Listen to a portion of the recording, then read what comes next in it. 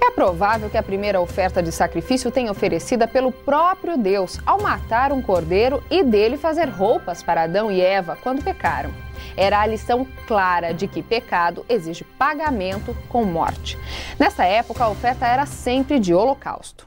Ou seja, o patriarca construía um altar e sobre ele oferecia um animal puro, geralmente ovelha, ou bode, ou bezerro, não é? Ou bezerra. E esses animais, então, eles eram totalmente queimados. Isso nós chamamos de oferta de holocausto. Tá? Então, quando a gente lê sempre na história dos patriarcas, Abraão, não é?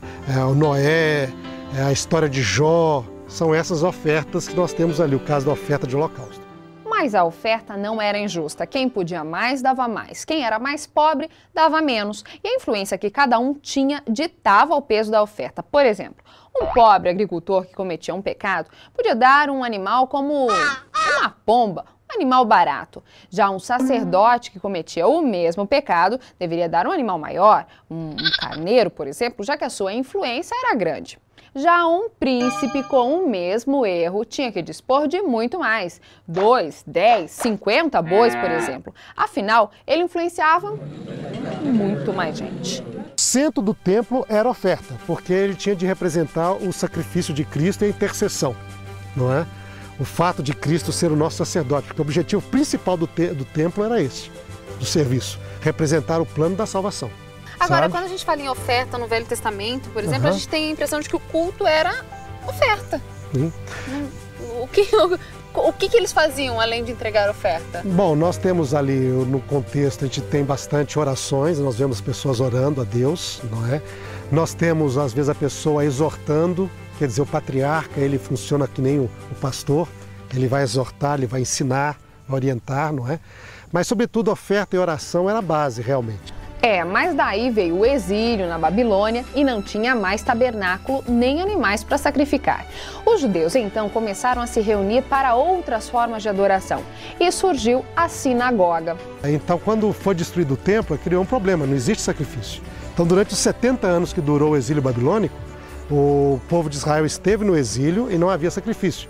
O que nós temos ali de ideia com respeito à adoração de Deus aparece no livro de Daniel, aparece no livro de Ezequiel, não é? E a tradição judaica nos diz que foi nesse momento que começou a aparecer o sistema de sinagoga. A sinagoga é um local onde o povo se congrega para poder orar a Deus, para poder adorar a Deus, louvar a Deus, não é? E ouvir a palavra de Deus, receber a instrução da parte dos líderes religiosos. Mas não havia sacrifício.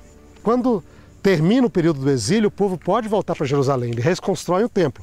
Mas a experiência da sinagoga se mostrou algo assim tão positivo para o povo, que eles voltaram para Israel, mas levaram consigo a sinagoga. Na verdade, por exemplo, só em termos de animais, sacrifícios, havia 50 tipos de ofertas diferentes. Então, conforme o pecado, era um tipo de oferta. Tantas formas e tantas regras para ofertar pode parecer estranho hoje para o povo de Deus, principalmente do Ocidente. Mas o princípio ainda é um só. A Bíblia fala a respeito dos dízimos. Ela é muito clara a esse respeito. E ela fala a respeito das ofertas. E que se nós negarmos os dízimos e negarmos as ofertas, nós estaremos roubando a Deus. A Bíblia é contundente. Ela é contundente nesse assunto. Então, veja bem, devolver os dízimos, porque tudo é de Deus. E dízimo é uma obrigação nossa devolver. Então, nós devolvemos para a igreja. Há pessoas que dizem o seguinte: olha, eu tenho que dar 10% do que eu ganho.